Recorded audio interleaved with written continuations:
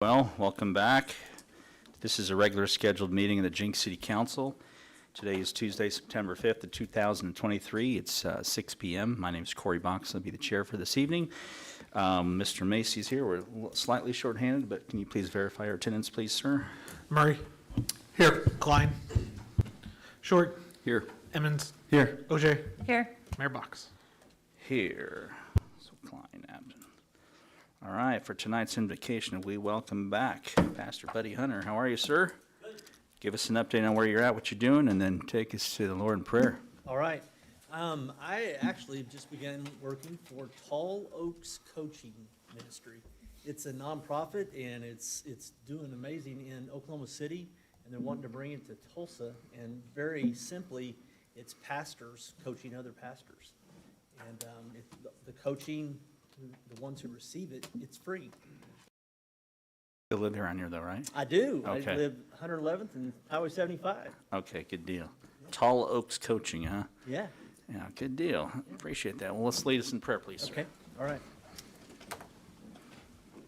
Father, thank you for the day. We're so grateful for the many blessings that you give us, and it's easy to look around and we can see something negative or something down. God, man, we are blessed to live here where we do, and you're so faithful, you're so good. Thank you for the men and women in this room who are willing to give time and energy and thought and sacrifice on behalf of the city of Jenks. What a great place to live, truly. Would you bless them and guide them tonight, give them wisdom, and I pray that everything that is discussed and everything that is done would bring honor and glory to the name of Jesus Christ. In your name we pray. Amen. Amen. Thank you, Pastor, and good luck with that. Thank you. Yeah, Everett. Please join us in the Pledge of Allegiance. I pledge allegiance to the flag of the United States of America and to the republic for which it stands, one nation under God, indivisible, with liberty and justice for all. Thank you all very much.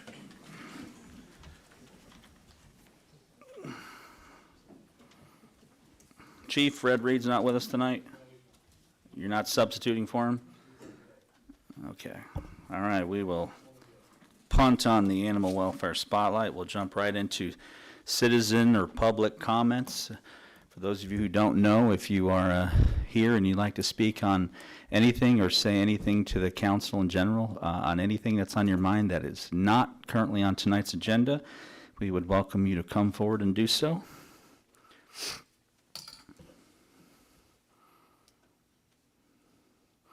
I don't see anybody flinching, nobody shifting. I don't hear any creaking in the wood pews, so I'm going to take that as a no. You guys are good. Thank you all very much. We will close the floor to citizens' comments. We're moving on to item number 1 of our tonight's business, which is our consent agenda. Would anyone like to remove any items from the consent agenda? Or if not, you can certainly make a motion that we approve it as presented. Move to approve. Second. Thank you both very much. We have a proper motion and a second for item 1. Let's vote, please. Murray. Yes. Short. Yes. Emmons. Yes. OJ. Yes. Mayor Box. Yes, thank you. Item 2 will pull. Moving on to item 3. Item 3 is discussion and possible action regarding the application for the vacancy in Ward 1 council seat. For those of you that are following along, we are blessed to have 3 applicants for Ward 1. They have submitted resumes and applications and such. It's on page 107 in our packet if you have one. And I think because we have 3, let's see, what are the last names? Let's go in alphabetical order. Who would be first? So K, B, and Stewart. So we'll start. And, this isn't, you guys can ask, council, you guys can ask any questions you want. We'll get it started.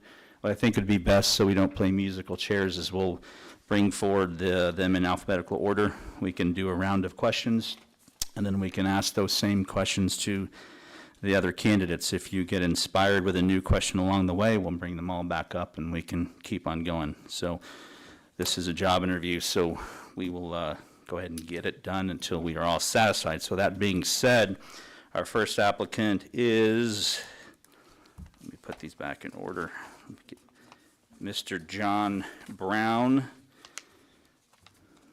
And if we could, we would invite Mr. Brown to come forward. If you could give us your name, your address, if you want to give us a quick, high-level summary of who you are, and let's pretend we just jumped into the Cityplex Towers. We're on the 50th floor in the elevator. We both are going to one. You've got to get it done before we get to the bottom, my friend. Got it. Tell us, Thank you, Mr. tell us a Mayor. little bit about yourself. Sure. It's John Brown, 1027 North First Street in Jenks. We have been in Jenks since 1988. My elevator pitch, probably the best thing I can tell you is that my strengths finder lays out 5 things that would be core to the city council. Strategic is number 1. Achiever is number 2. Woo, which is winning others over, is number 3. Futuristic and communications in that order. And each one of these things are vital to the roles that you serve. As you know, I've been serving on the Planning Commission for quite some time. Previously, I served as a facilitator for Leadership Jenks. The fact that we've been in Jenks as a resident since 1988, we are bought in, and we have a good understanding of the challenges that we face. If I look at this city as potential opportunities, I think considering all of the other adjacent communities that are near Tulsa, Jenks has the best opportunity for strength of all of our other peers, but we also face some of the largest challenges of any of the communities. And having served on the Planning Commission, having gone through Leadership Jenks, having been an active member of the community for quite some time, I've got a good perspective of what my responsibilities would be in serving at your side. So I welcome the opportunity to serve with you. Thank you, Mr. Brown. I'll start it off, and then we'll let the council move forward. You hear the rumors, you turn on the TV, COVID Part 2, 2.0 coming back. I want to know your thoughts, generally speaking, which can include for or against. You know, the city of Jenks was locked down during the first session of COVID, first season, if you will. Wanted to get your thoughts on the city's decision to do that then, and what we possibly could be facing now, and how you would vote for or against. My personal view is that while the science is there that we faced a pandemic, I do have a background that deals with some medical field. I was a paramedic for a number of 8 years specifically, and served in that capacity in the military. And I think some of the response that came out of the CDC was an overreach by any means, and I think lockdowns were counterproductive. And my personal view is that while we did not know what we were dealing with, and you can always err on the side of caution, I think in retrospect, I think we all learned that there was an overreach and a knee-jerk reaction. I'm thankful that the city adapted. Going online was a good measure to adjust at the time, but now looking back, if we're looking at round 2, I think we should have learned from the first time that our reactions were not necessarily most productive. Very well, thank you, Mr. Brown. We'll open the council for questions. We can keep this logical. Start off, Councilor Emmons. Anything you'd like to ask Mr. Brown? You mentioned challenges for the city moving forward. Just what do you think is probably our biggest challenge? Again, the fact that we are landlocked, and if you think about the whole development process, nothing that goes with development within a city is isolated. If you want rooftops, you've got to have the businesses and the jobs to support the rooftops, but it's the chicken and the egg situation. Businesses to come in, they have to see the rooftops that the people are there in order to support that. And while for many years Jenks has been viewed as a bedroom community, you cannot effectively maintain a city as a bedroom community. We have to have the revenue that's here and the jobs to support our residents. And I know many times we're all faced with limited opportunities for shopping, and we've got to have that shopping here so that people are not going to Tulsa Hills and other areas to meet their basic needs. You satisfied? Thank you. Vice Mayor Roget? Good. Mr. Short? John, you know, this job is not paid. It takes a lot of effort beyond just this hour or sometimes 6 that we tend to spend sometimes, depending. In your current employment, do you feel comfortable that you would be able to allocate extra time to spend on what we need to do on a day-to-day basis that, sometimes it's during business hours. Just if you'd elaborate, please. Thanks. Yes, absolutely. And actually, for those of you that don't know, I work at Victory. I'm the Director of Development, working over grants administration. And in my role on the Planning Commission, for those of you that have not followed my activities on the Planning Commission, whenever we get the report, I always do my homework in advance. I typically will take the extra time. If I don't know an area that we're going into or where there's a specific... She's got PTSD. Yeah. I know she does. But I will always do my homework and go out and look at the sites. So I typically, while the Planning Commission meetings can be short or just as long, I typically will put the hours in advance, use my own gas money, and go to try to check the things out. So I'm aware of what you guys face. We've faced it as well. Mr. Murray. John, with I guess I want to call it the luxury of accepting a position as Ward 1, you already have a number of things that are going on, the mall particularly. But a lot of stuff is going on Main Street, a lot of revitalization and changes, and sometimes as a Jenks site, for any length of time, sometimes people don't always like the change. And as you already kind of mentioned earlier about things progressing and doing things, and as you well know, being in the Planning Commission and seeing these different things, that we are voted on as a whole by the citizens for the whole city.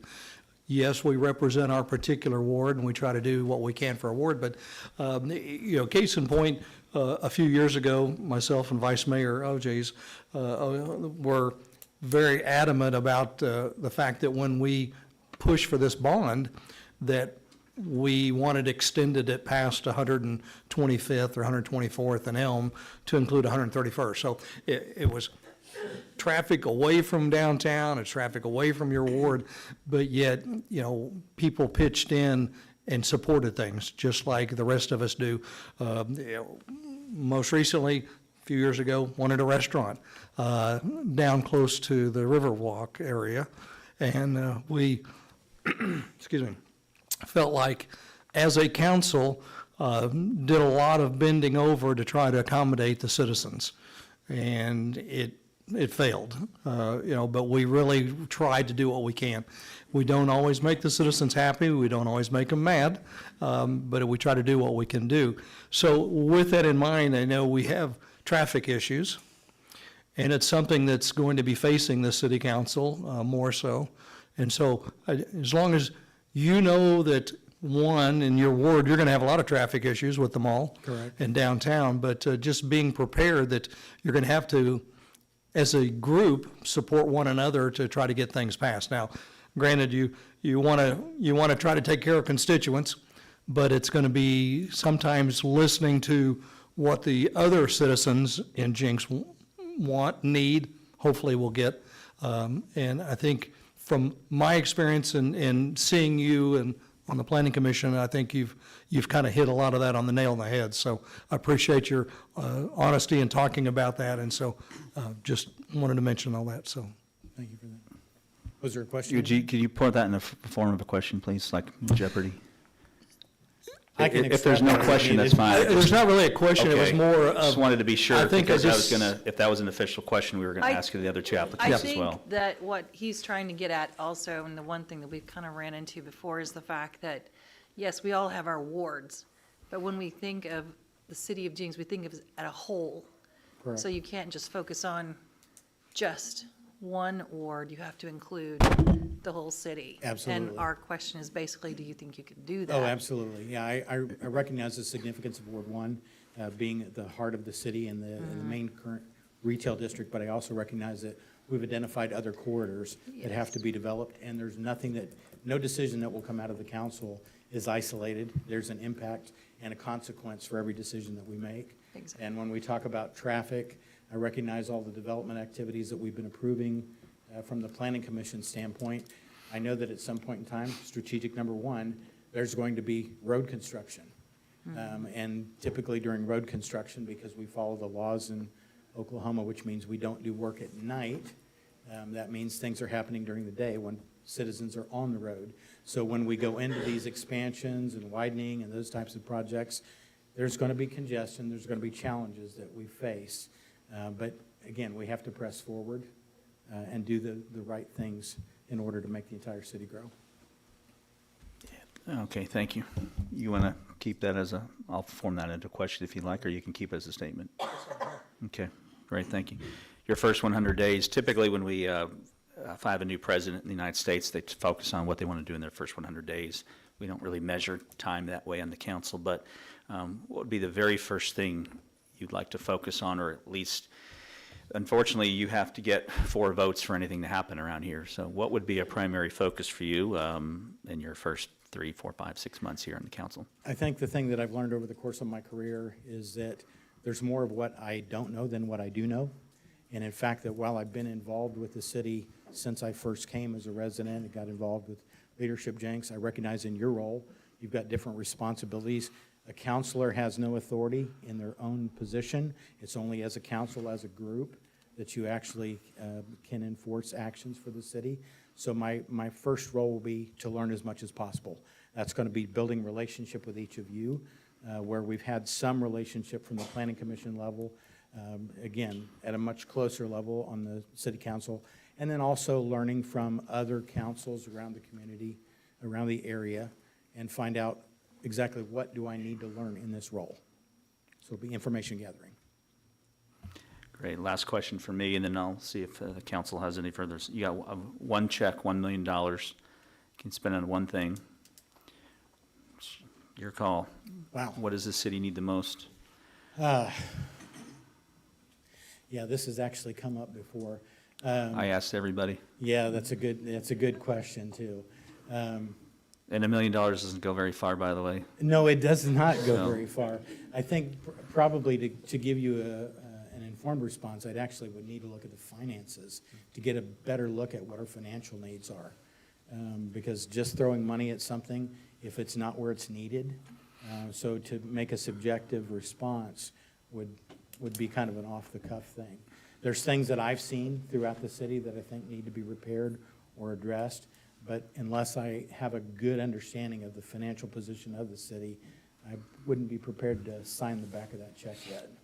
What things do you think, what have you seen around the city that need to be repaired or that you consider? Again, infrastructure, we have to get the roads widened, so anything that we can do to deal with that, our water and sewer, making sure we've got the capacity to support the development to the south. If I look at Ward 1, we've got areas of Ward 1 that over time are no longer consistent with our UDO and with the comprehensive plan. And there may be the need for the city to step in at some point in time and purchase back retail property in order to redevelop it to where it's more consistent with the neighborhoods.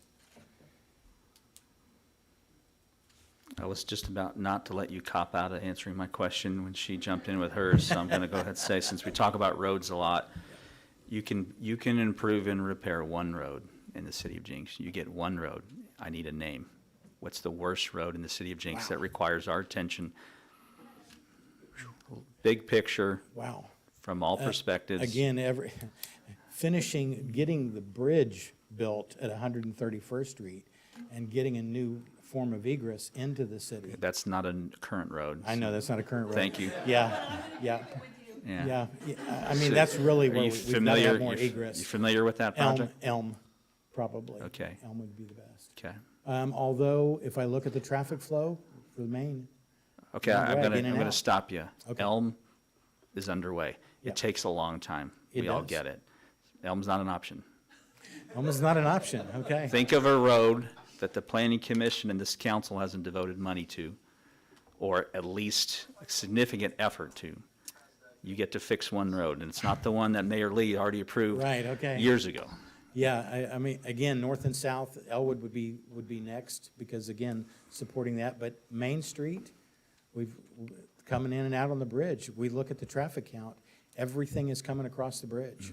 So we have to look at the traffic flow, and is there a better way to deal with the bottlenecks? And that may mean redesigning the traffic pattern for downtown. You cross that bridge twice a day, I guess. Correct, Okay. or more. All right. And if I could just also mention that whoever's appointed to this position will also be on the Jenks Aquarium Authority, so. Correct. And you've mentioned it a few times. Can we assume, are you a Jenks Leadership Academy grad? Because you've mentioned it twice. That's correct. Okay, Yeah. thank you. And facilitated 2 years as well In what capacity? as a co-facilitator. This was back in the early days when Ed Gertzman was over the program. Ed was a good friend. Wow. Before Driscoll? Wow. All right, any more questions for Mr. Brown? You guys help me, I wrote the questions down, but help me remember them. I think it's only fair if we kind of volley the same questions at all our candidates. Any closing comments for the council, Mr. Brown? Again, I appreciate the opportunity to serve, to be considered for the position, and regardless of the outcome, you have my support for the city. I support what you guys are doing, and I recognize the pain. We should double your salaries. That's it, thank you. Mayor Box. Yes, sir. I want to kind of reiterate City Manager Strout's point. This is a really important position because of its role as our representative on the Jenks Aquarium Authority. So it's a really key component to this because we've got a lot going on that's going to really entail that area and that group. And so Yeah, I recognize the trust look forward that's to, on that. you know, whoever does get appointed here, dig into that and really represent this council. Thank you. Thank you, Mr. Short. Yeah, I think we're heading for deep water with all the development around the aquarium. So we're gonna need lots of help. Pun intended. From everybody. Yeah. Okay. Thank you, Thank Mr. you. Brown. Appreciate Thank you, sir. Alphabetically speaking, looks like we have Mr. Kazda, Gary Kazda, if I'm not mistaken. Welcome, sir. How are you? Doing good. We can start off with your name, legal address here in Jenks, and then you can give us the 50th floor overview, who you are, my friend. Gary Kazda, 1123 West E Street in Jenks. Lived in Jenks for, at that address for going on 4 years now. I've operated several businesses throughout my lifetime, both in the state of Oklahoma and also in the state of Washington. And most of my businesses have been service-oriented, so that would be the way I would view the city council position would be continuing to serve other people. So.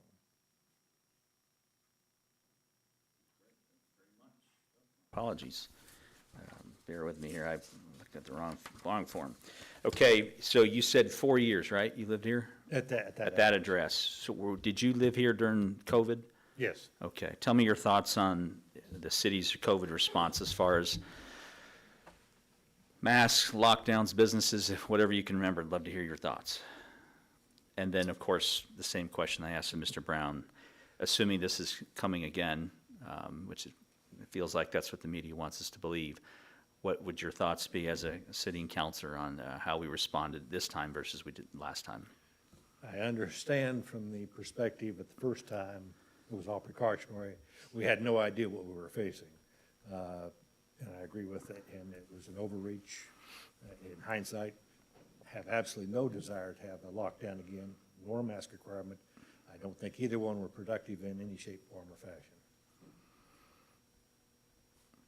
Okay, thank you, sir. Appreciate you being succinct.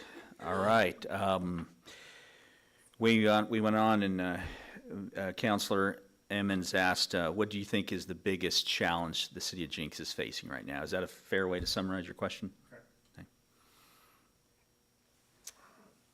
That's a challenging question. In your opinion.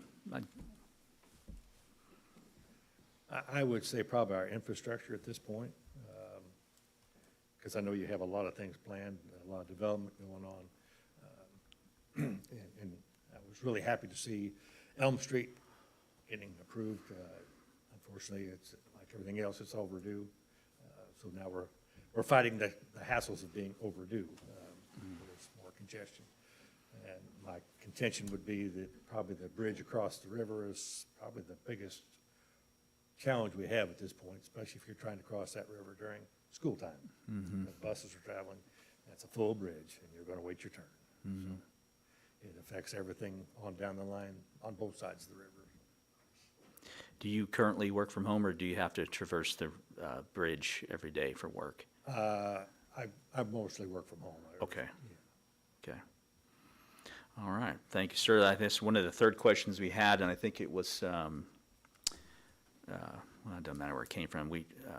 Given your current employment status and everything that you're doing, I think it was Counselor Short, talk about the number of hours that's required of us. Do you feel like you have the appropriate available amount of time, not only to serve the city, but the Jenks Aquarium Authority as well? So you've got this, obviously from the aquarium is a part of the job responsibility for the Ward 1 counselor.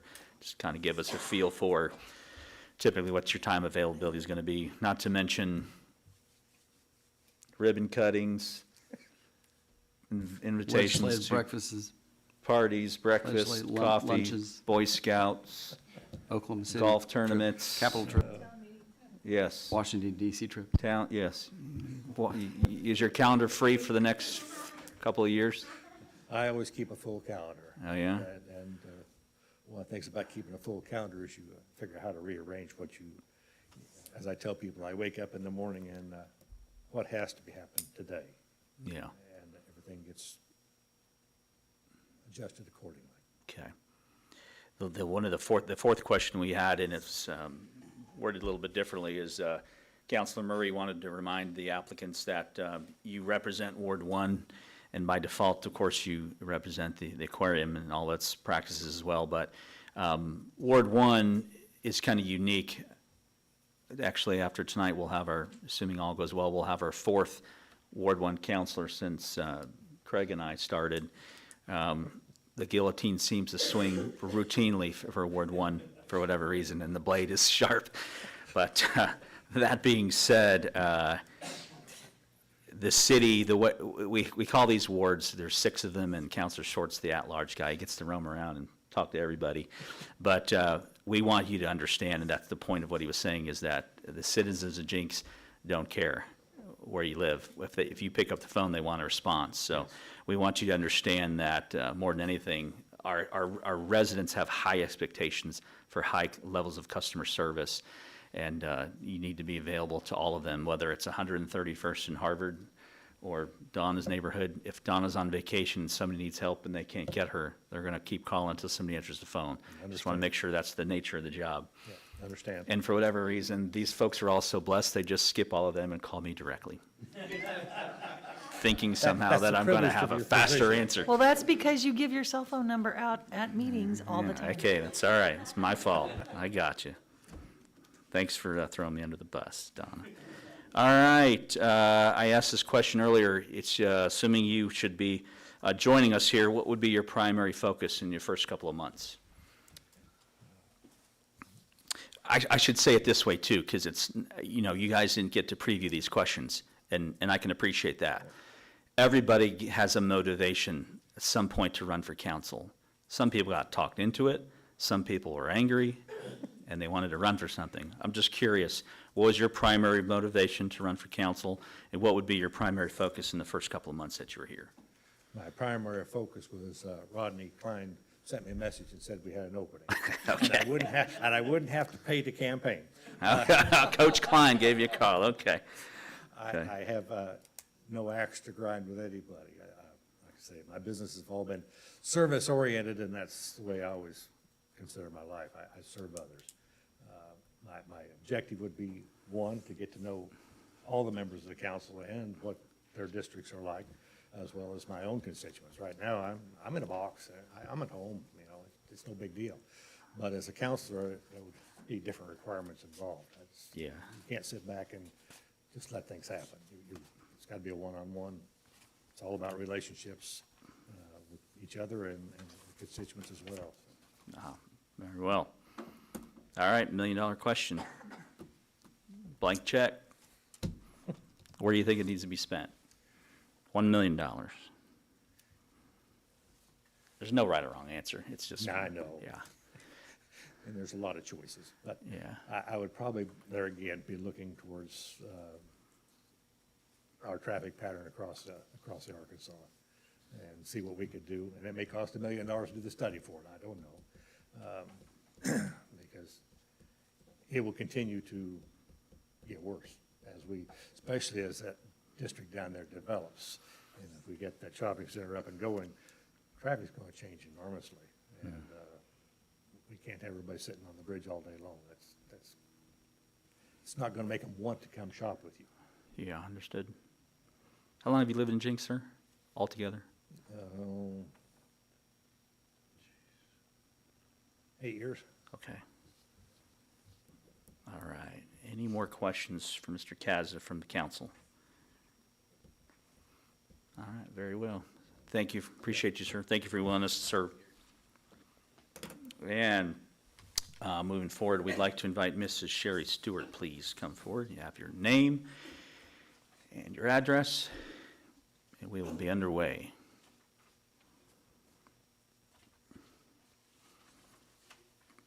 Is she hiding anywhere, or she's not here? Oh, she was here? She would, is that the one that went out? Certainly we didn't scare her off. We're the nicest people ever. Huh? Yeah. No.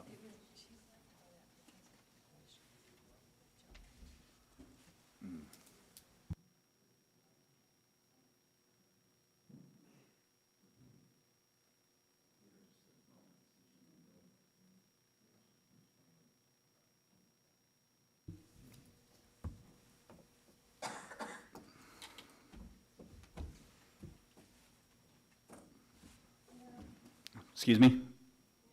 Okay, nobody out there? Okay, very well. Does the council have any appetite to go through the application, or can we assume as lack of presence is, you want to withdraw, move on? Give me a nod if you agree. Okay, all right. Mrs. Stewart's application will be withdrawn. All right, so that being said, we can open the floor to council. Any last minute questions, comments, inter-council discussion on the two applicants that we have before us? Mr. Emmons, Mrs. Ogier, anyone? Okay, very well. If you guys are prepared to make a nomination for one of these two gentlemen to fulfill the vacancy in Ward 1, what we'll do is we will do a roll call. Mr. Macy will call your name, and you simply state the last name of the person that you want to support. So your two options will be Brown or Kazda. Does everybody understand? Just like last month? Very well. All right. Murray? Brown? Short. Brown. Emmons. Brown. OJ. Brown. Mayor Box. Brown. Mr. Kazda, I would say to thank you for your willingness to serve. You can clearly understand that his moving, well, but there's also, also for the public to know, we have a vacancy now for the Ward 1 Planning Commission. So, and if you would like to consider that as an opportunity, or for Mrs. Stewart, if you're listening, nobody better to ask than the guy that just took the stage, Mr. Brown. So, with that being said, congratulations, Mr. Brown. I'm assuming next month we will welcome you back. You'll be sworn in by the judge, and we can invite your family. We'll take some pictures, and we'll be good to go. All right, thank you.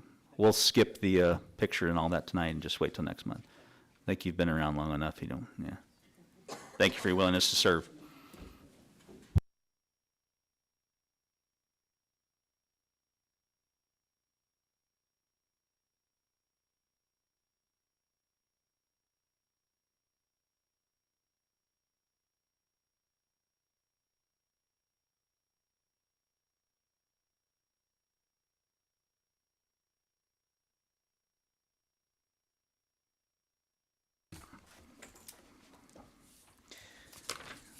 All right, moving on to item number 4, ordinance number 1623, an ordinance amending Chapter 4 of the City of Jenks Code of Ordinances called Building, Plumbing, Electrical, and Mechanical Inspections by adding Section 4-12-3 titled Swimming Pools, Spas, and Hot Tubs, providing for severability, repealing all ordinances or parts thereof in conflict herewith, and declaring an emergency. We are on page 122.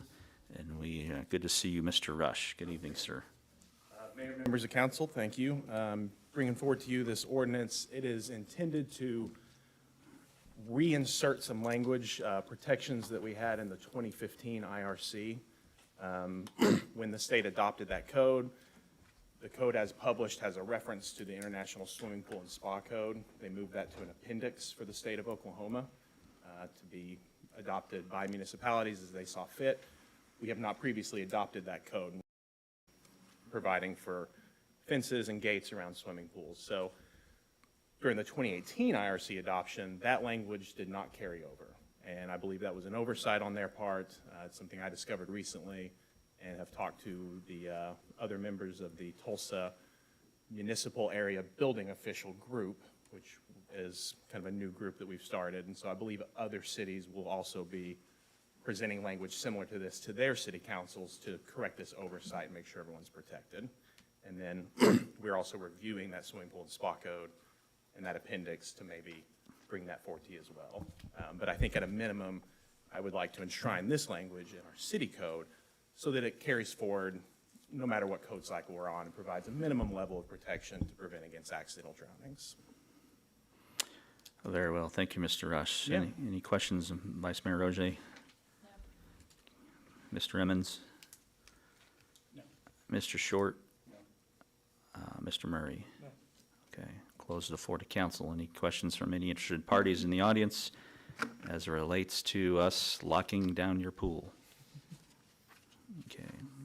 Very well. We will close the floor to the public, and we will move on with item number 4, if anyone would like to make a motion. Motion to approve. Second. Thank you both. We have a proper motion and a second to approve ordinance number 1623. Let's vote, please. Murray. Yes. Short. Yes. Emmons. Yes. OJ. Yes. Mayor Box. Yes. Item 5 is the emergency clause for ordinance number 1623. Motion to approve? Second. Thank you both. Let's vote, please. Murray. Yes. Short. Yes. Emmons. Yes. OJ. Yes. Mayor Box. Yes. Item 6, potential executive session for the purpose of discussing the possible purchase and appraisal of real property. This is temporary construction easement over on Elm Street between 111th to 112th Street. That's what we'll be talking about. I don't suspect it'll take too long. You agree? Yeah, okay, very well. Let's vote, please, on entrance into executive session. Motion to go into executive session? Second. Thank you both. Let's vote, please. Murray. Yes. Short. Yes. Emmons. Yes. OJ. Yes. Mayor Box. Yes, we will return shortly.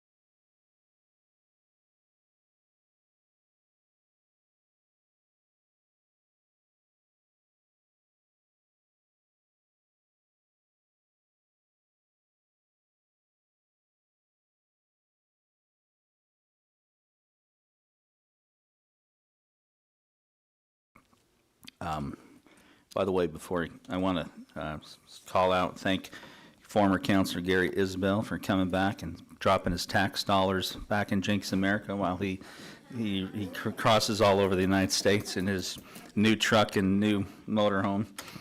Welcome back, Gary. All right, we're going to move on to item number 7, resolution number 813, declaring a public necessity for acquiring a temporary construction easement from Elm Street Wash for the Elm Street, 111th Street to 131st Street widening project. Mr. Cloyd. Mr. Mayor and members of council, in order to construct a portion of the Elm Street widening project from 111 to 131st, the city needs to obtain a temporary construction easement from the owners of the property on the southeast corner of 111th Street and Elm Street intersection. The temporary construction easement is needed in order to provide an adequate access point grade transition from the existing car wash business to the new edge of the pavement along the east side of Elm Street. Resolution number 813 declares a public necessity for acquiring a temporary construction easement from Elm Street Car Wash LLC, which is the owner of this property. Are there any questions? Any questions from council for Mr. Cloyd?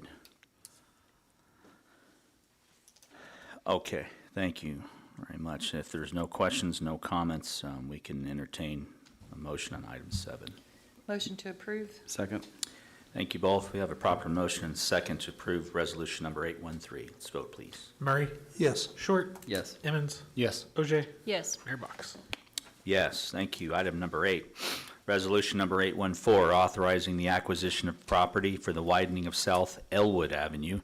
We're talking from 91st Street to 96th Street, including easements, deeds, and the settlement of claims related to the acquisition of property.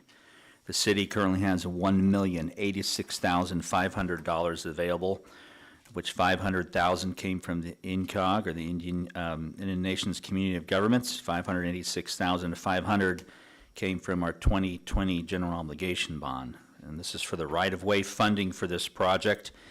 And our consultant's estimate for the total cost of the right-of-way acquisition amounted to $840,000 and change. We're on page 128, and we have Mr. Cloyd with us still. Mr. Mayor and members of council, design on the Elwood Avenue, 91st Street to 96th Street widening project has progressed to a point that property acquisitions can be obtained for rights-of-way, permanent easements, temporary construction easements, and rights of entry.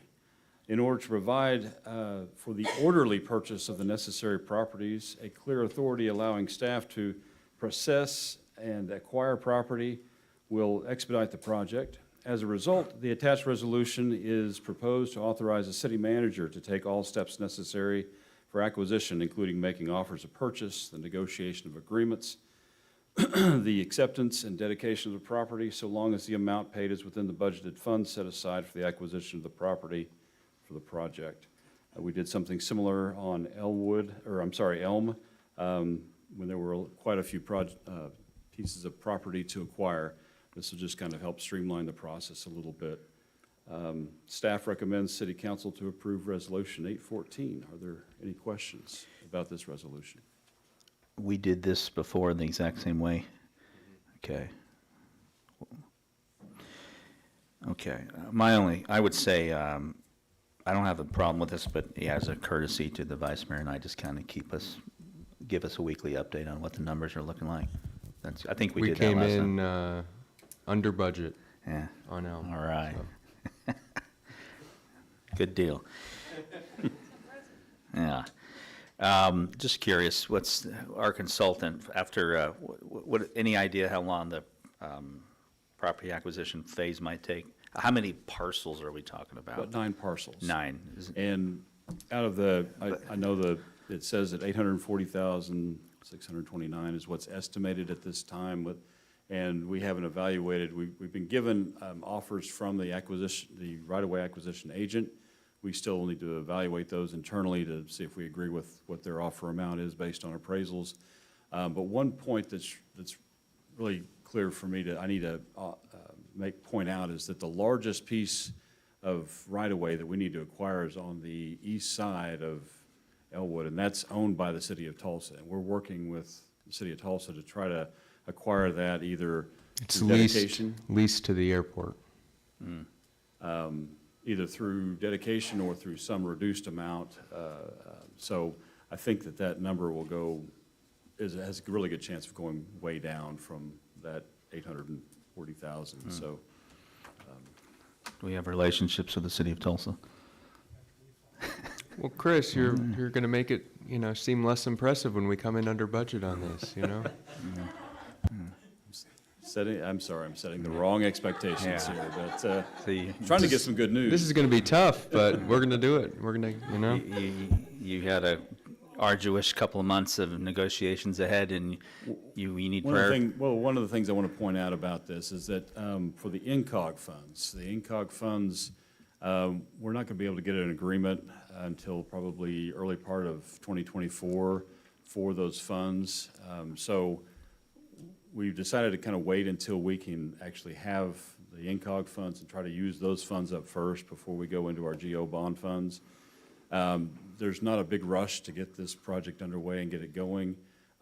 So we've got to at least till the end of the year to even start kind of making offers and working through this. Now, while we're doing that, we're still talking to the city of Tulsa about their part.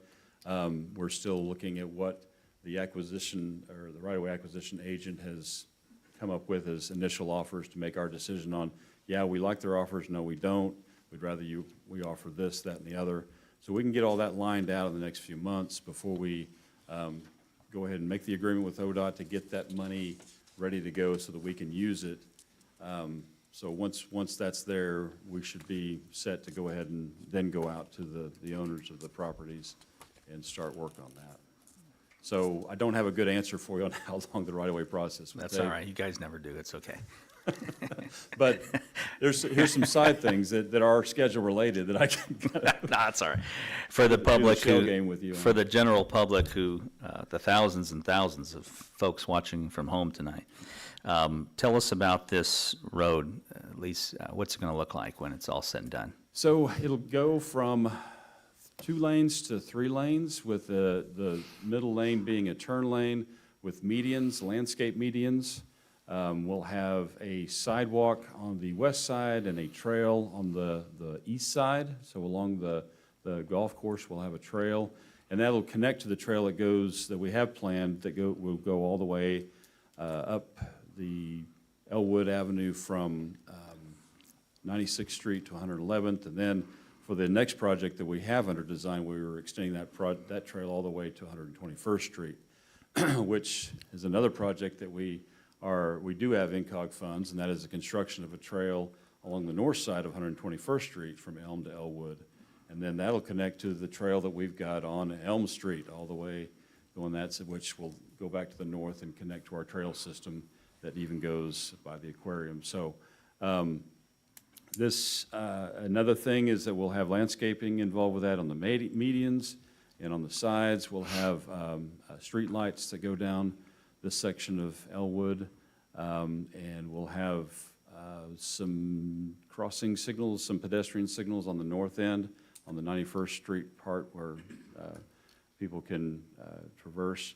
Another thing that's going to be a good enhancement, I think, for this project is that when Tulsa County does their 91st Street widening, part of their project is sidewalks on both sides of 91st Street from Elwood to Franklin. So if the people are living in the neighborhood of South Lakes Villas, and they have kids that they trust to walk, they could potentially walk on the new sidewalks. And for this roadway project, as well as the Tulsa County project to get to the elementary school, if that's where they go. So it'll really enhance, I think, pedestrian traffic for that area. Thank you, Mr. Cloyd. Open up to council. Any questions for Mr. Cloyd while we have him? You sort of mentioned that most of these parcels are on the east side of the road.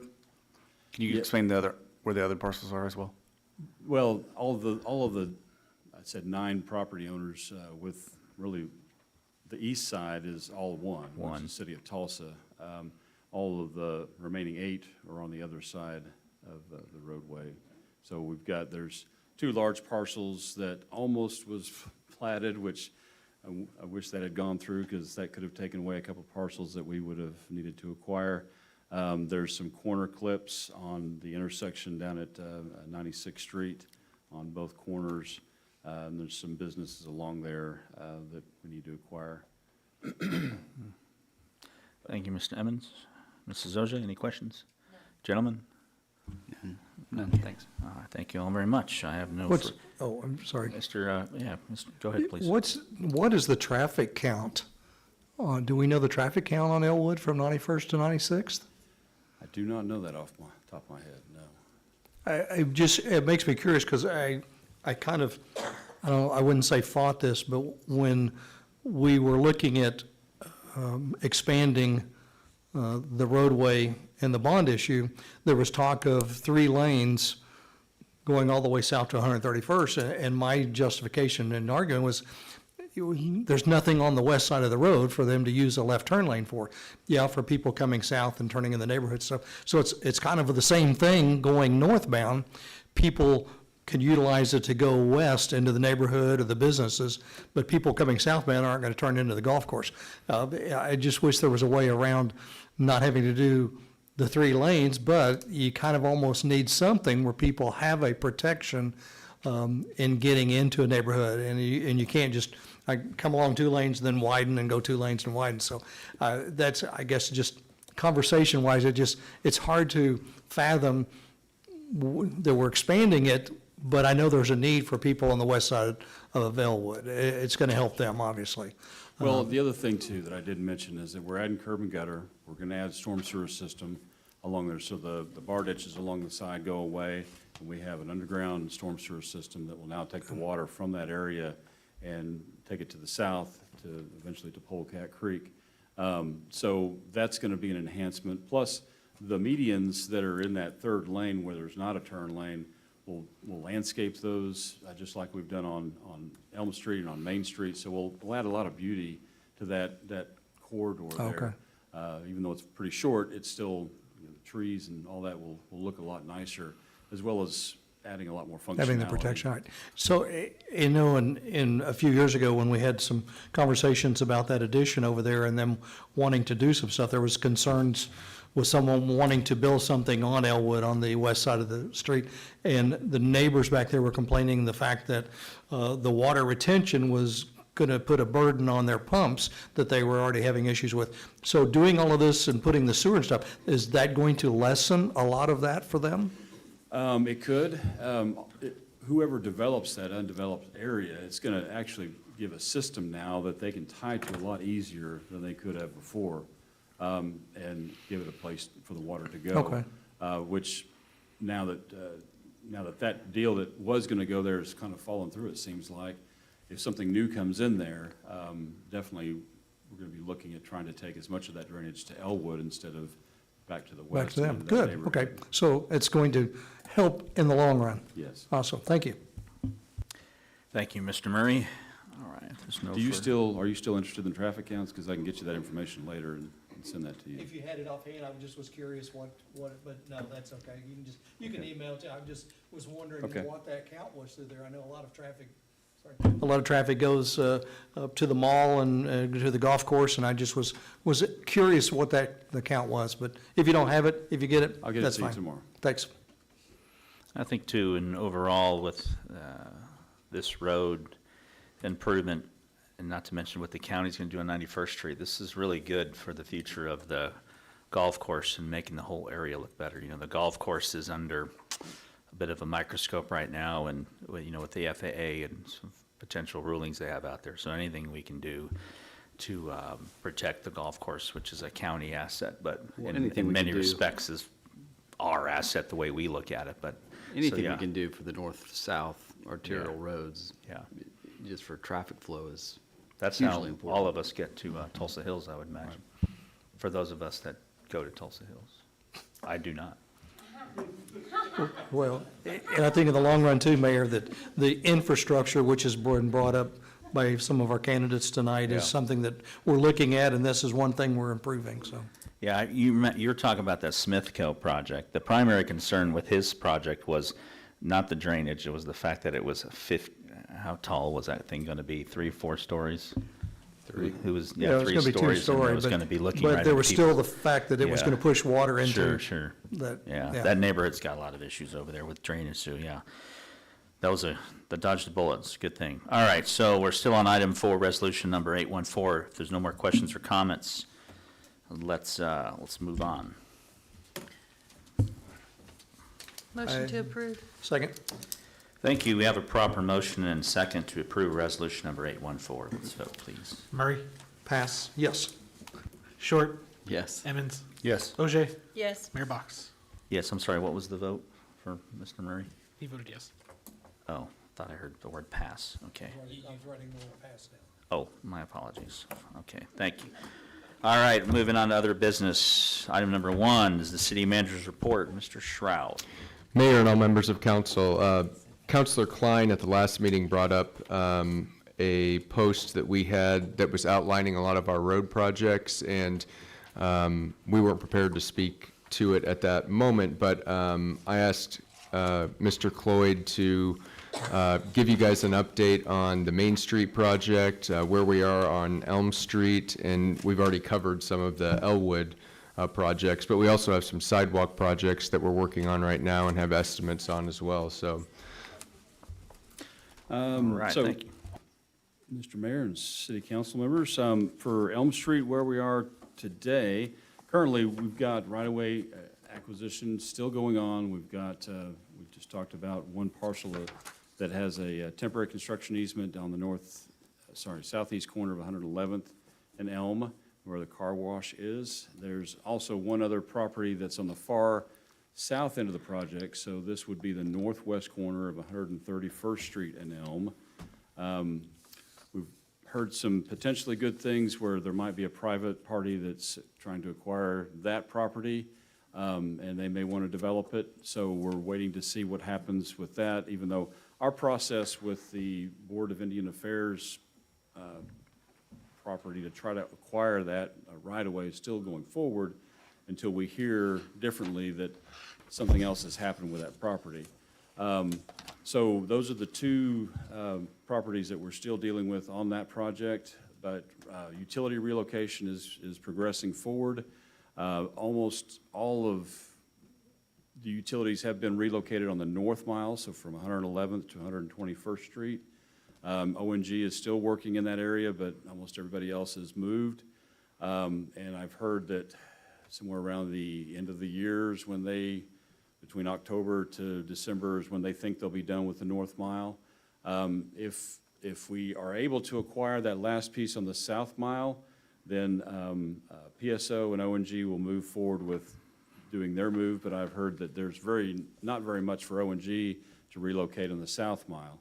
So I'm really hoping that some point from, say, second quarter to third quarter of next year, we may be in a good position to where we can go ahead and get our bid documents together and get that project out to bid, and then begin construction shortly thereafter. So that's what I'm shooting for, that's what I'm hoping for, praying for. I know that's the most needed project, and so it's a high priority for me, the highest priority for street. Any questions on the Elm Street project before I move off of that? Mr. Murray? I noticed that there are still a number of the old poles that sit out from the newer poles that the PSO put in. And I kind of understood in some of our recent publications that I guess Cox or AT&T still have some stuff on some of those poles. Are we hearing anything from any of them yet on that? I have not. I know that I've reached out, and PSO typically reaches out to those other entities that are using their poles when they've moved off onto new poles and told them that we've got new poles for you to move to. And you can do that. But I haven't heard what their timing is on that. I've seen the same thing on Main Street, and I've also heard from other cities that it seems like telecom is the worst at finally moving off of old stuff. And they've even had, other cities have had to threaten, hey, construction started, we're going to cut your lines if you don't get out here and move these things. And they've had to get that, you know, tense with some of those to finally get them to move their stuff for whatever reason. I hope we don't have to do that in this case, but that's always an Well, option, we've I got a guess. great relationship with Cox. I don't. And I don't know who are the who's other- still on those poles. Who are the other Nobody players, really just knows. AT&T? I would Anybody guess else? so. But AT&T has a lot of their stuff underground. Yeah, or fiber, okay. All right, no more questions for that project. What else we got? All right, so for Main Street, I've seen lots of activity going on Main Street. So the contractor has already moved most of the water lines. There were some water lines that we needed to have moved that are going down Birch Street and the crossings there at Aquarium Place and at Beaver. And then there's also some crossings on the north side of Main Street that'll have to take place, but those will take place whenever we go to start doing the work along the north side of Main Street. So some of that work is already done. Some of the drainage structures have been put in along Birch Street. You've probably seen all the barrels on Main Street. So what the contractor is doing is they're getting ready to put down a temporary lane on the very south side of Main Street. So once that temporary lane is put in, then they're going to shift the barrels so that all the traffic will be using the south side of Main Street so they can focus on total reconstruction, putting in sidewalks, putting in all the improvements along the north side of Main Street from Date to First Street. Then once that's done, they'll move to the south side. Another thing that the contractor wants to do, though, as soon as they can, is really work on the reconstruction of Birch, in that one of the key benefits of this whole project, I think, is getting a storm sewer system put in to drain the area just to the east of the railroad tracks and all along Main Street for these side streets. So to do that, though, typically what happens with a storm sewer system or a sanitary sewer system is you work from the low end and you work your way back uphill. So to do that, they'll start down at the Veterans Park Pond, putting in the structure there and putting in the large box that will go down underneath Birch Street all the way up to Main Street. So at some point, I expect that they'll start doing that once they have everything in place and ready to go on that. So that once they get the box structure in place up Birch Street, then they'll be able to do the the storm sewer system out to the east and to the west along the south side of Main Street. And they'll have to bore underneath the railroad to get that last inlet to the east side there. But that will really add a good enhancement to our storm sewer system for that area that's been a problem for a long time. When we talk about that area, though, how big of an area are we talking about? I mean, who's going to feel the impact of this? Give me a circumference. If this is the epicenter of the problem. Oh, about a block either way. Okay, good, a block, okay. Of that street Okay. where there are certain traditional ponding areas in Okay. the city, which, as you all know. And tens of thousands of cars a day Right. that Yeah. go down that section. Okay. What I've noticed is that, for a lot of these ponding areas, they're ponding areas, and an hour or two goes by after the rain has finally stopped, once it finally stops in some cases, then we've got really good sandy soils here, and the water seeps into the ground. But if we can get a system in place where we've got a collection system where it doesn't pond, it goes right into the street and right into the inlets and then into a system that carries it away, then cars don't have to deal with that driving through that, and businesses as well that are along Main Street. Yeah. Will there be sidewalks on the south side? Yes, south, Okay. on both sides of Main So Street. we're accomplishing a lot with this project. I mean, this Yes. project is enormously a huge improvement for Main Street. Now, one of the things we've done with the property that we had the RFP on is we've taken out the sidewalks and some of those improvements that were part of this project early on, but we realized, hey, this is getting ready to develop, and we'll have the developer put those sidewalks in, so that we've taken some of the expense out of the project because we knew they were just going to tear it out anyway because they're potentially putting in parking and other improvements there. So some areas in that area are going to be blank for a little while until the development comes in and those go in. But both sides of Main Street, and then down the west side of Birch Street, we'll have a sidewalk. I think it's west side. So we'll have pedestrian capabilities from Main Street down to the park, once we get that in. Excellent. Great. So that's kind of where we are with that project. Any questions something I didn't cover there? No, I think we're good on Main Street. Thank Okay, you. Elwood Avenue. This is from Main Street to 111th Street. This is an ODOT project. It's been going on for some time.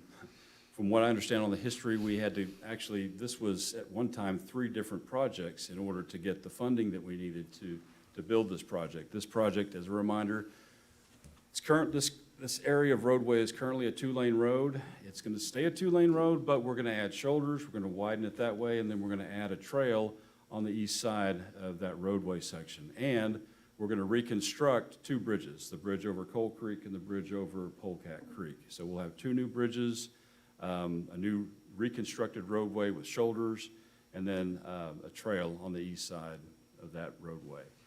We've acquired all the right-of-way for that. We're down to 2 utilities. It's going to be O&G and I'm going to say Phillips 66, even though Phillips 66, they've abandoned a lot of pipeline in that area. So there's not really going to be any relocation for them to do. It's going to be more just abandoning and capping things off. So we're waiting on O&G to provide their plans and their relocation agreement on what they're going to have to do. So that's really it. The PSO's transmission lines through there are going to stay where they're at. They're not moving. Their distribution lines, poles aren't moving, so we don't have to wait on that. So that's kind of where we are with that. We're working with ODOT, between ODOT and the consulting engineer, which is BKL, right now on trying to get plans approved. One of the things that this project didn't have initially was we didn't have, for that trail, we didn't have it going over the levee and all the way to Main Street. We've changed the scope on that just recently, so the consultant is having to go back and do a little bit more survey and a little bit more design to take the trail all the way over the levee and get to the Main and Elwood intersection so that we can then take it further north with this other project that I talked about earlier on. So that's what this project's going to do, and that's kind of where we are right now. Any questions on this project? So there's no way Sir, you say it's going to be a 2-lane all the way to Main, from Main to 111th, right, on Yes. Elwood? So the soccer field area, we're going to widen that at all to where, avoid a little traffic? No, there's not plans to do that at this time. Any other questions on Elwood? Is this going to be in the same path, or are we shifting this road to the west, away from Polecat? I think there's some minor shifts. We looked at shifting things and straightening out, and we decided both with areas that we needed to acquire right-of-way from, as well as the transmission poles that we were having to work around. I don't know that the alignment's going to shift too much one way or another. It is shifting, I think, to the west a little bit, but not a great deal. Do we have any concern on the erosion on that corner? Right. Along that side? Yeah, the east right side? before it bends, it seems like, That's where all that trash and stuff yeah. right through there. Well, I know that Main Street at one point is close to Polecat, a bend, and I think Robert may know, we put riprap and I don't know exactly what we did, but we tried to shore up the northern bank of Polecat up against Main Street. Because it goes around. Yeah. Thank you. All right. Those are the 3 main street projects. Are there any other projects that you'd like me to cover where we are? Anybody else? Any other? Okay. No, sir. Thank you, Mr. Cloyd. Yes, sir. Appreciate it. Mr. Shroud, anything else on your? I would just mention, if you could look at the back of the update with the events coming up, and please let Sarah Tackmel know if you'd like to attend any of those, and the vice mayor really wanted me to point out that Woofstock is at the Riverwalk September 16th, and you can adopt dogs, walk your dog, get them spay or neutered, I guess, I don't know.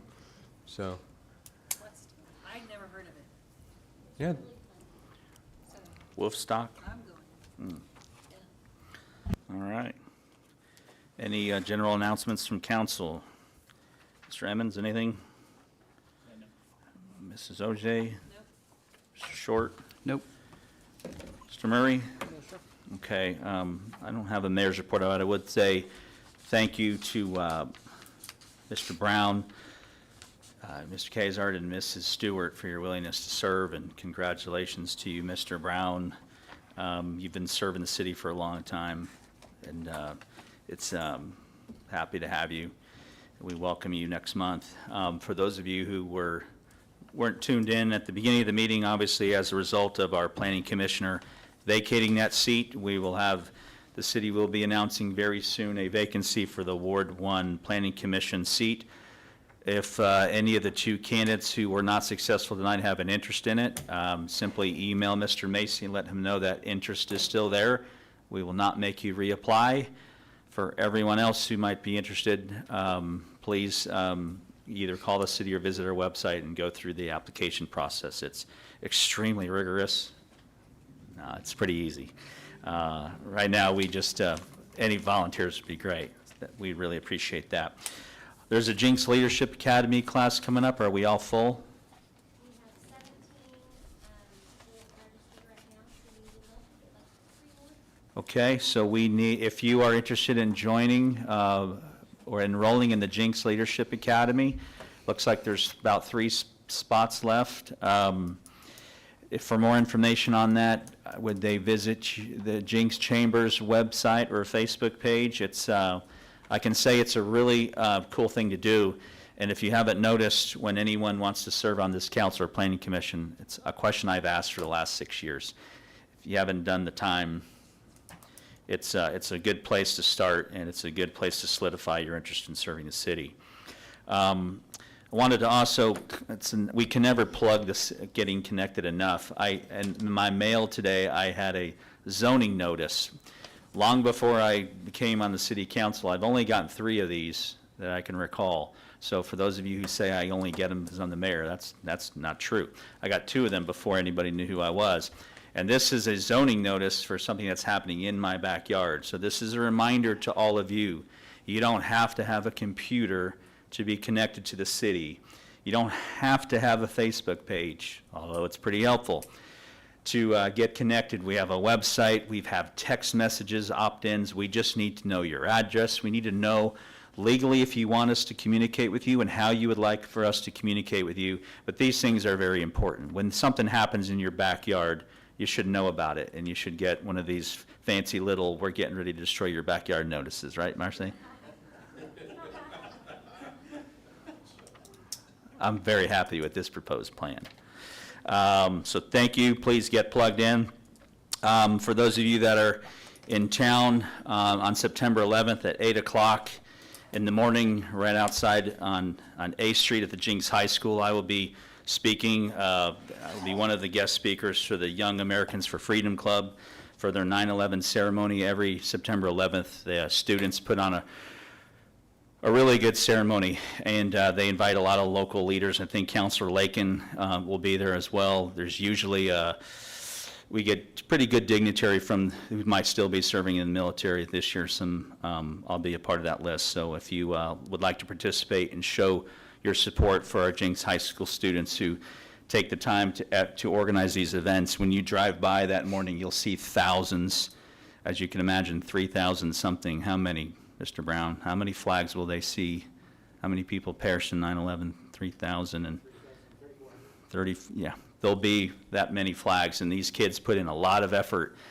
And these kids are very civic-minded, and they love to see their leaders out supporting them. So if you get that opportunity, please put on your pin and go by and shake their hands and show them some support. It'd be much appreciated. That is it for me. If there's nothing further, the time is 7:28 p.m. and our city council meeting is adjourned. Does anyone need a recess before we start? Okay, we will go ahead and adjourn the Jenks Public Works Authority meeting. If we could call to order, please. Murray. Here. Klein. Short. Here. Emmons. Here. Ogier. Here. Chair Box. Here, item number 1 is consideration and appropriate action for our consent agenda. Motion to approve. Thank you both very much. We have a motion and a second for our consent agenda. Let's vote, please. Murray. Yes. Short. Yes. Emmons. Yes. Ogier. Yes. Chair Box. Yes.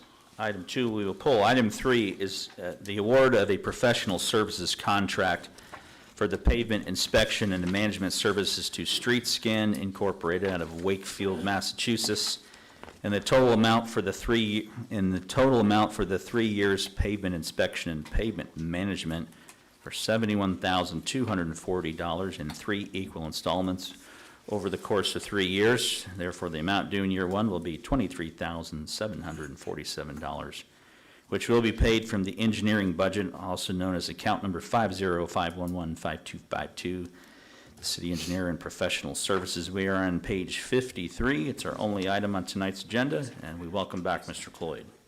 Chair, members of the authority, it's time to reassess the pavement conditions of our city streets. Street Scan is the company that did it back in March of 2020. It's really important that we use the same company from a data quality standpoint. We get the same person that's measuring it. We've got the same process in how they measured it. So city decided to go back to them for a proposal to rescan the streets. The reason that there's a few reasons in the memorandum that's talked about for why now is a good time to do that. We've got numerous streets have been added to our system with new subdivisions. We've been doing quite a few different street improvement projects or rehab projects over the last few years. And also, it's a fairly good routine frequency of every 3 to 5 years to go back and rescan the streets to see what their conditions are. It gives you trending on what's the rate of deterioration that your streets are experiencing. So staff recommends going back with another re-rating of our streets. In addition to that, though, instead of just rating the streets, this company also provides a software system that uses pavement condition data from the reinspection to help staff to prioritize the rehabilitation of the existing streets. And the goal of that software is to help staff to optimize the pavement maintenance budget that we've got by recommending which streets should be repaired and rehabbed, considering the predetermined selection criteria, the available budget, and the necessary type of repair and rehab for a given street or a group of streets. So what you see before you within that memo, it mentions that what's called a Street Logics. That's the name of their software. And so what we'd like to do and what we're proposing to do is accept the proposal that Street Scan is provided for the rescanning of the streets and for the use of their software. On the second page of my memo, it shows for 3 years of use of the software as well as the rescanning. The total cost for that 3 years would be $71,240. This company allows to break that into 3 payments, 3 easy payments for $23,747, which makes it easier for municipalities to swallow that pill over 3 years. So if this is approved, we will be charged no more than $3,747 this first year. So you may be asking the question, well, what if we decide we don't want to do years 2 and 3? Well, we can get out of that and make that decision, but then we'll be charged for that part of the contract that they have done that we haven't paid for. So, but that's still a possibility. I mean, we're not locking ourselves into 3 years here of work.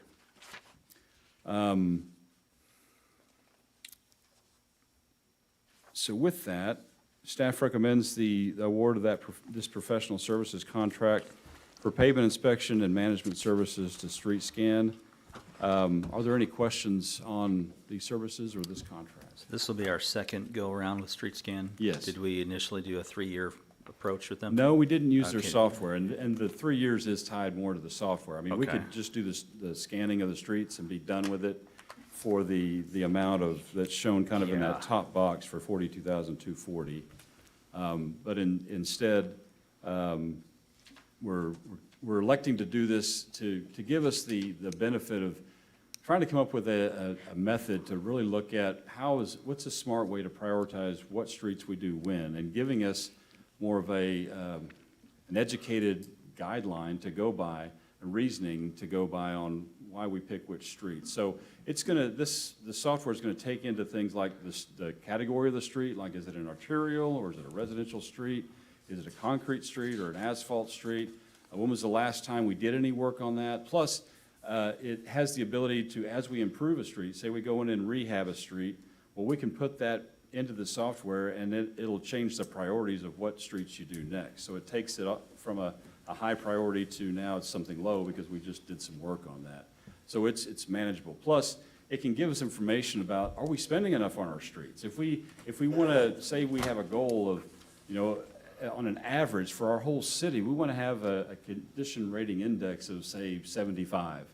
But currently, we're at a 65. So are we spending enough to get our streets on the whole up to that 75 level or not? That software can help tell us that. And if we're not, well, how much do we need to spend? So it gives us that ability, which we currently don't have. And other cities like Tulsa and Broken Arrow, they're going to stuff like this as well to help them make those decisions and prioritize how they do their rehabilitation of their streets.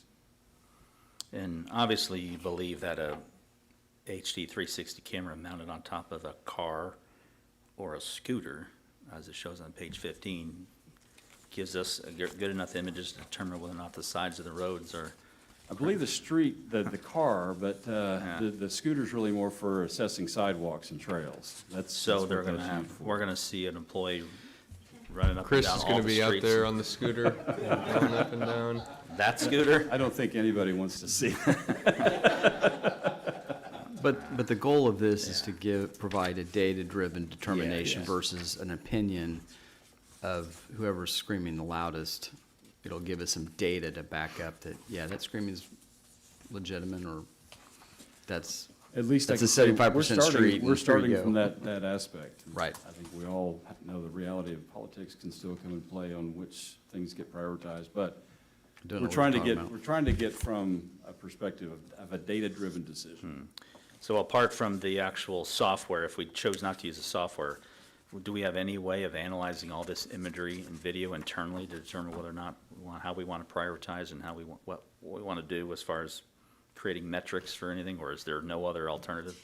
Yeah, I could develop some kind of spreadsheet, and I keep meaning to do that, my spare time. Well, we have a spreadsheet already. Well, and Chris Robinson worked on Yeah. this too, on his own, and I think that this is a much better, Okay. cleaner solution. All right. All right. Councilor Murray? On page 2, it talks about, in the middle, center line miles, it says 160. How many miles of streets, roads do we have in Jenks? That is the mileage that we gave them. And Okay. again, it's center line miles, so it doesn't matter, that's taking it at 2 lanes and counting 2 lanes, 4 lanes, whatever width that is, it's all in that number of 160. How many streets do we have in Jenks? How many streets? You're stumping me tonight. You're taking. It's my job, isn't it? You're taking Thanks for over those his questions, role Gary. of just giving me all kinds of No, grief. well, I Someone guess had to pick up the mantle, Gary. in getting into that, is their fee, I mean, are they going to assess every single street the first year, or do they do a quarter, or how is? No. They're going to assess the streets all at once. Okay. So this first year, once we give them the award of contract, they're going to go and do the street assessment first. and we're going to work with them on which streets to making sure they're not doing some borderline streets that we may or may not be responsible for. And also, we're going to be looking at, because another thing that, as I was trying to tackle this myself, and we were looking at the last set of data that we had, when we go do a street project, most of the time, we're not going to go, if one section of street out of a whole neighborhood is really bad, but the rest of it's pretty good, we're not just going to go in and deal with that one street unless it's like a pothole or something. But most of the time, we're going to look at a big area. So we've kind of taken all of the street index data from the past and we've blocked it into subdivisions or mile sections of an arterial. We put it into chunks of, this is what we would make a project out of if we were to do a project. So we've got to give that information to Street Scan too, so they can give us that information and not have us to spend our time, averaging those things out that they give us in the raw data, and have that function transferred to the software, that if we use that software, that, you need to be considering this along like we would, so that it's giving us subdivisions that are higher priority than others, or street sections that we would actually do a project on that might be higher than another, instead of, 300 feet of one little section that's the worst in the whole city, but we're not going to do a whole project on that. It's more economical for us to do a larger area at one time. Did that answer your question, or was I ranting too much? You kind of got me into there. And this is kind of a bounce outside the box.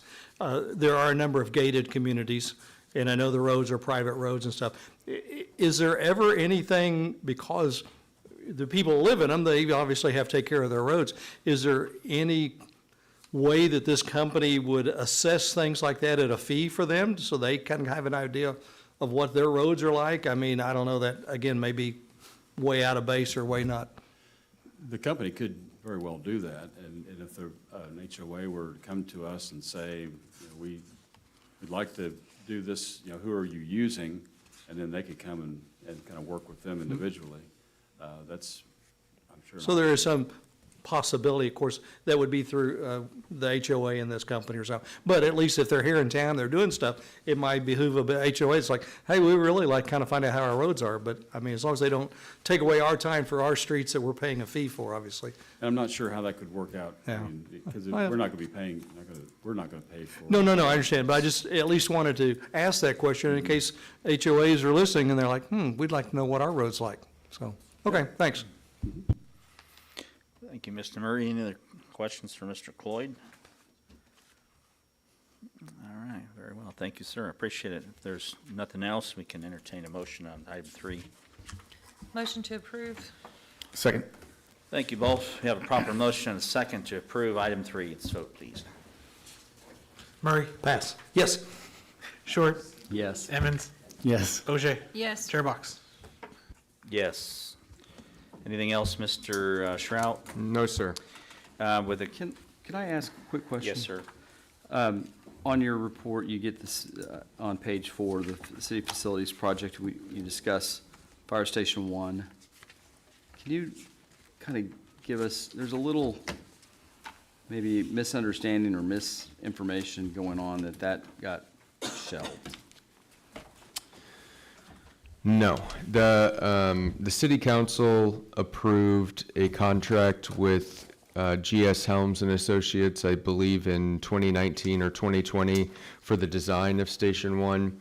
And GS Helms and Associates thinks that they will have the design complete by the end of this year. And so they're working on this with the fire department, getting all of this designed. They had numerous conceptual designs, and that's where they start with basically, does this look good to the fire chief? Does this look good to city management? And now Greg, I think, is working on the actual construction plans for the fire station. Great. Thank you. Thank you, Mr. Short. Mr. Shrout, have we had any additional reports of graffiti since the perpetrators were initially questioned? We have not. Okay. What is our plan to address the removal of the graffiti on city property? I couldn't speak to that at the moment, but I know that we're working on our monitoring of different areas where we've had high incidents of graffiti, and so hopefully these people will be dissuaded from trying to do that in the future. Okay. Do we have a graffiti ordinance? Any kind of penalties? Okay. Do you think we need to get more specific and craft something that addresses this, if it's, or do you think it's adequate compared to our neighbors?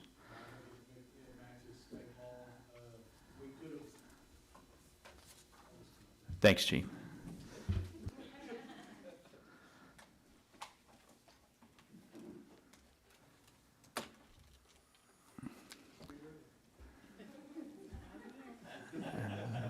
Mayor, member of council, I was in the back of the room and now I'm here. Why don't you give us an update on the graffiti situation to the best So, you can? with as much as I can say about it, we did take 2 juveniles into custody. We have 2 more that we're interviewing.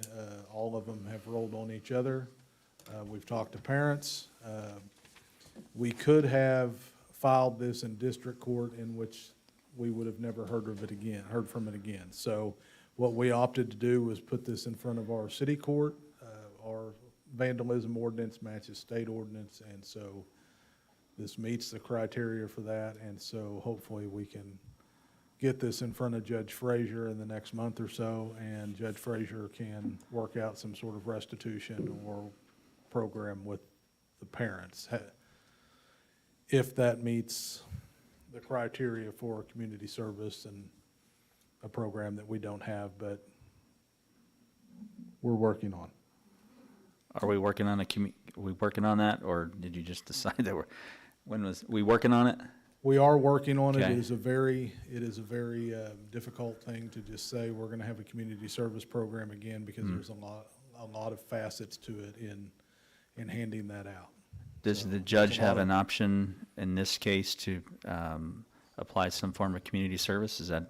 Is that an option, or The does judge, this? the judge has an option to do whatever he would like Okay. with it, within reason of the law, but we do not have the ability to monitor a community service program that takes personnel and time. What's the monetary fines for vandalism, if you know, in the city of Jenks? $189. Am I close? It's either $189 or $289 Per, per citation, per incident is what it could be. so how many incidents have these young folks been accused of? Is it every time they put paint to a structure? Is that an I incident? believe each of them got 1 citation to get them in front of the judge. And then we can expand on that with the reports, and there are 10. I'm going to ballpark 10 Incidents? incidents. Yeah. So the judge theoretically could do 10 fines of $189 each? Could theoretically, yes. Yeah. What I would prefer is that either they work off their fine in some sort to the city of Jenks, because some of it was done to our property, or they work that out with the property owners who have an expense. And, always we can reimburse the citizens for these crimes instead of the city of Jenks, I would rather that. Yeah. Just something for the council to consider. If we never have another graffiti incident again, maybe not, but by the end of the year, if this has gone away and the folks have learned their lesson. But it seems, I've talked to a couple of mayors about this typical thing, and it seems, I don't think $189 that a parent has to pay changes the behavior of a kid who want all over this city. There's a lot of really pissed off people, so. That was the exact discussion the city manager and I had, was that, for years, we did have a community service program that was monitored by a couple different gentlemen that worked for the city, and those gentlemen either retired or passed away, and the program was not renewed. So like I said, there are a lot of facets to it. There is an expense involved. The expense is probably way more than we would ever recoup. Mm-hmm. It's kind of like, for lack of better terms, we're not ever going to make money on the dog pound. But it serves a greater purpose, placing dogs with families that need them. Mm-hmm. So this would serve a greater purpose, but we're going to have to look at it come budget time and figure out how to put some money into it if we want to do it. Okay. Any questions for the chief while we have him? All right, thank you very much, Chief. Appreciate you, sir. Thank you for your service. You got anything else here? All right. Last call for council. Questions, comments, updates, announcements? All right, very well. Thank you very much. The time is 7:48. Jenks Public Works Authority meeting is adjourned. Thank you.